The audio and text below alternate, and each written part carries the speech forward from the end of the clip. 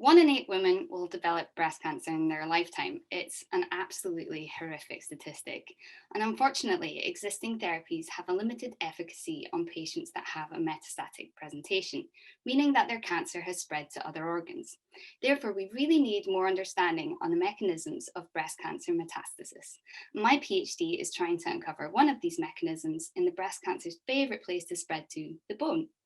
The tricky thing about when breast cancer cells spread to the bone is that very often when they reach it, they enter a state of dormancy, meaning that the cancer cells fall asleep, as I've depicted on my slide's top panel cartoon. And these cells, they can stay in this sleep state for up to several decades. And when they're asleep, they also don't divide as much as they usually would, which also makes lots of the cancer therapies we have inadequate because these are developed to target the rapidly dividing cells that are typical for tumours. So maybe it doesn't sound that bad. Sleepy, non-dividing cells in the bone, why the fuss? Well, the sleepy cells can unfortunately also be woken up by some yet unidentified alarm clock-like signal from within the bone.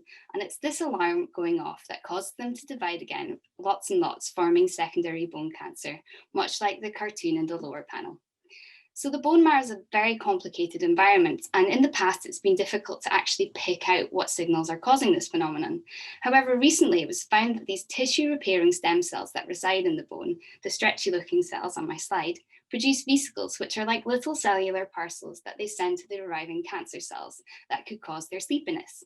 Essentially, the cancer cells eat the vesicles, fall asleep, then suddenly start dividing again and repeat their cancer activities. They eat, sleep, divide, repeat. And to be fair, they probably also have a bit of a rave when they wake up. Anyway, essentially, my research is looking at these vesicles, but also trying to find out what might cause the alarm clock to go off. And to do this, I'm looking at the difference between healthy and injured stem cells, because we know that the regenerative capability of the stem cells actually changes depending on how healthy the stem cells are. This is a change that we see, for instance, after an injury or even upon the patient's aging.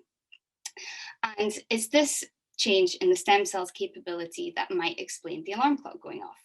And my data so far strongly suggests that the vesicles from the healthy stem cells causes the sleepiness, and from the injured stem cells causes the awake cancer cells.